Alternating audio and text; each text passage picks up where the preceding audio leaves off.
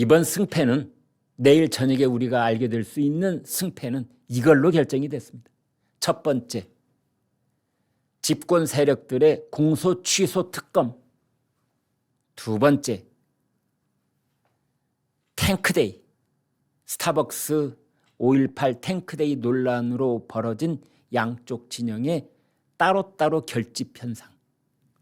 세 번째, 이명박 전 대통령 MB, 박근혜 전 대통령 MB 박 참전.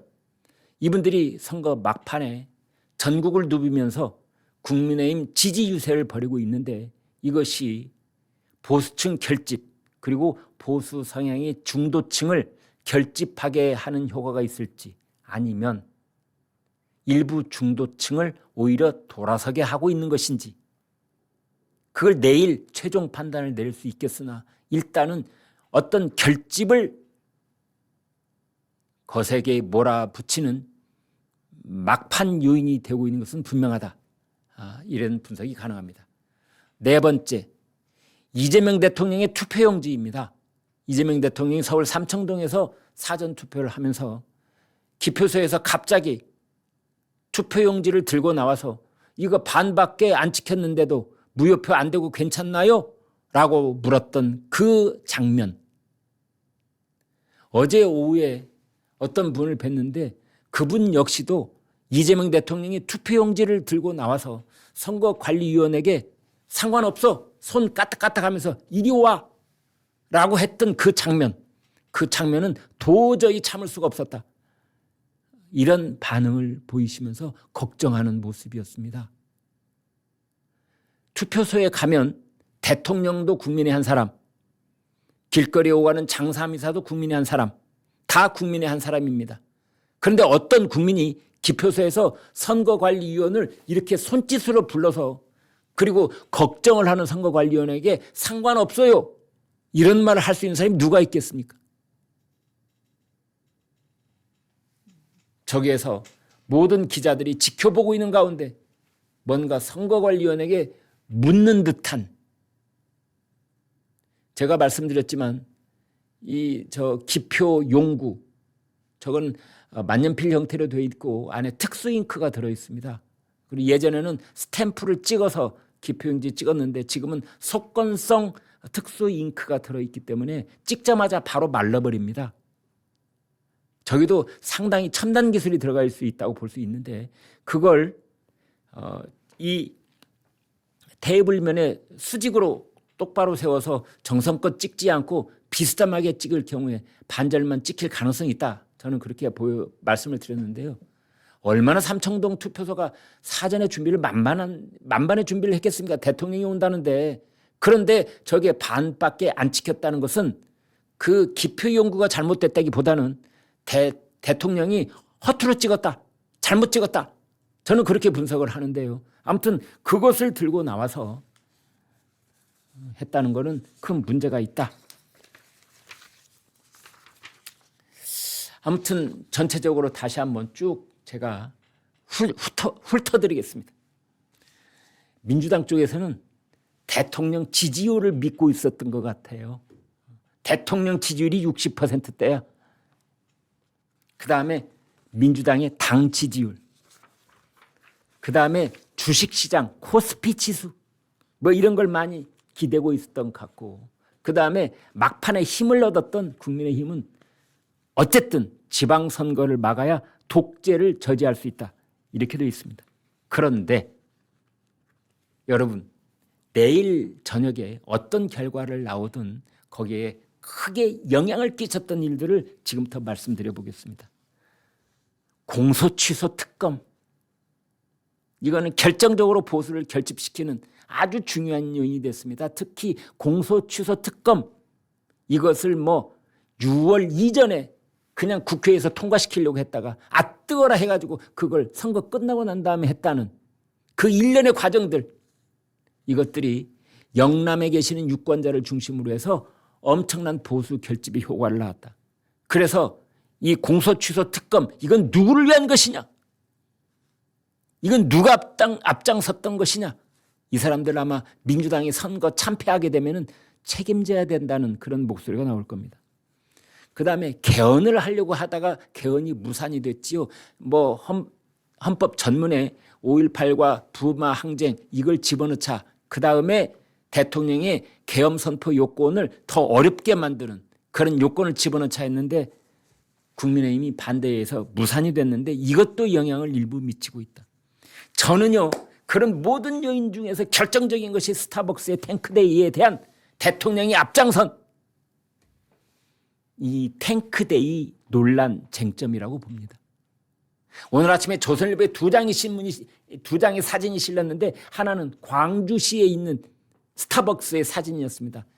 객장이 텅 비어 있더군요. 반면에 서울에 있는 스타벅스는 빈자리가 없을 만큼 꽉 차 있었습니다. 이건 뭘 보여주는 걸까요? 뭘 보여준다고 여러분 생각하십니까? 지역에 따라서 지금 민주당이 강세인 지역은, 그것도 초강세인 지역은 스타벅스 매장이 영향을 받고 있지만 그렇지 않은 지역은 오히려 스타벅스, 나에게 커피 마실 자유를 누가 지금 빼앗아 간단 말이냐 라면서 보수 유권자들이 결집하고 있는 것 아니냐. 지금 왼쪽이 광주고 오른쪽이 서울입니다. 그다음에 막판에 또 요소가 MB 박근혜 두 전 대통령의 전국 지원 유세. 그다음에 또 하나 이번 선거에 결정적인 영향을 끼친 것이 이재명 대통령의 투표 동료의 글이었습니다.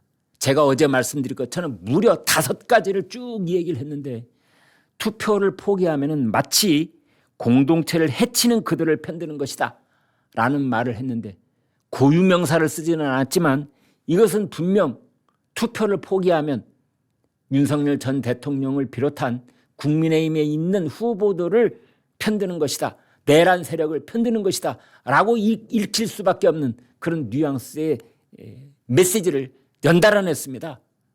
이것 또한 투표 참여에 다소 소극적이었던 보수진영 유권자들을 벌떡 일어서게 만들어서 투표장으로 달려가게 하는 보수층 결집을 오히려 부추긴 그런 대통령이 매우 부적절한 그런 메시지였다고 저는 봅니다. 그 다음에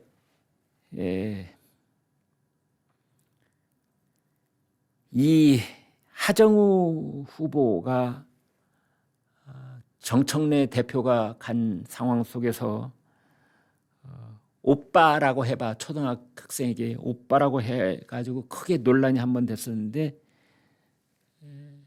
그 기억이 생생한데 엊그제는 서울에서 양천구청장 후보가 정원호 서울시장 후보하고 함께 있던 중에 어린아기에게 뽀뽀해봐 라는 말까지 해서 오빠 논란에서 뽀뽀 논란까지 이 후보들의 자질 논란, 특히 여성들이 크게 분노하는 그런 상황이 있었습니다. 그다음에 아까도 말씀드린 이재명 대통령의 투표용지 공개 논란입니다. 그래서 저희 시청자께서는 이런 댓글도 보내주셨습니다. 엑스맨이 누구야? 이재명 대통령이 엑스맨이야? 이재명 대통령이 국민의힘을 도와주는 트로이 목마가 됐던 거야? 라는 말까지 나오고 있는 실정입니다. 어쩌면 민주당 쪽에서 자신들의 결집을 위해서 내놓았던 메시지나 또는 전략 같은 것이 오히려 보수 지지자들을 더 강하게 결집시키는 그런 쪽으로 작동을 했다는 뜻이 되겠습니다.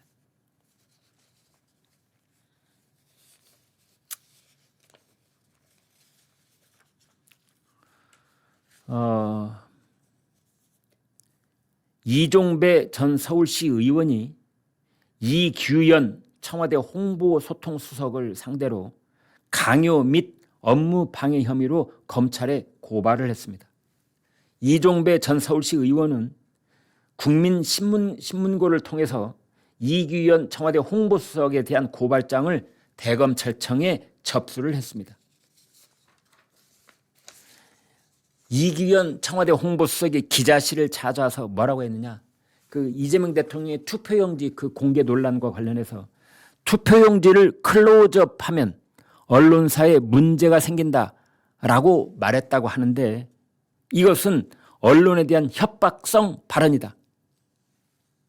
그리고 또 하나 청와대가 풀기자들이 취재한 내용 가운데 일부를 제외시키려고 했다는 의혹이 불거져 있는데 이것 또한 취재를 막기 위해 언론을 압박한 것이라면서 강요죄 그리고 위력에 의한 업무 방해죄에 해당한다고 이 의원은 말했습니다.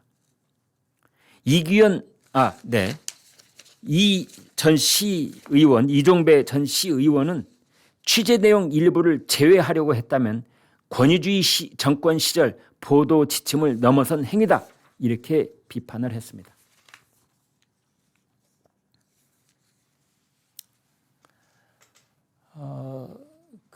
아까도 말씀드린 MB 이명박 전 대통령, 박근혜 전 대통령 이분들이 전국을 이제 돌면서 매우 적극적인 국민의힘 후보 지원 유세를 펼쳤는데 여기에 대해서 정청래 민주당 대표가 이명박, 박근혜, 그다음에 윤석열 전 대통령 이 세 사람을 엮어서 감옥 3인방, 두 사람은 감옥을 다녀왔고 한 사람은 여전히 감옥에 있다는 그런 뜻으로 감옥 3인방이라는 말을 했습니다. 이것이 저는 보수 유권자 상당수를 매우 분노케 했다라고 생각을 합니다. 다른 사람은 몰라도 지금 민주당의 대표라는 사람이 감옥 3인방, 감옥이라는 글자를 입 밖에 낼 처지는 아닐 것이다. 그렇게 따지면 지금 당장, 지금 현재 감옥에 진짜로 가 있어야 될 사람은 누군데? 라는 댓글들이 굉장히 많았었습니다. 아니 이재명 대통령은 지금 재판을 4개입니까? 5개입니까? 재판을 중지해 놓은 상태에 있잖아요. 심지어 대법원에서 유죄 취지로 파기환송이 되어 있는 그런 결정도 있지 않습니까? 그리고 감방에 가 있을 사람 따지면 지금 민주당이 한둘입니까? 똑같이 통일교에서 돈을 받았다고 의혹이 제기되어 있는데 한 사람 권성동은 지금 교도소에 들어가 있고 전재수는 지금 부산에서 유력 후보로 뛰어다니고 있고 이게 도대체 어떻게 된 것이냐? 누가 지금 감방에 들어가야 돼 있을 사람이냐? 그런 당의 입에서 그것도 전직 대통령을 향해서 기본적인 품위와 예의라는 것이 있는데 그걸 감방 3인방, 감옥 3인방이라고 한 것이 역시 문제적 발언이 아니었는가 이런 분석들이 많습니다. 네, 그리고 저희 조선일보 유튜브는 내일은 특별 방송을 합니다. 내일 오후 5시 30분부터 특별 방송을 라이브로 보내드리겠습니다. 1부는 오후 5시 반에서 7시 반까지 그리고 2부는 저녁 10시에서 8시에서 10시까지입니다. 여러분 내일 또 많은 시청 부탁드리겠습니다. 오늘 순서 여기서 마치겠습니다. 대단히 고맙습니다.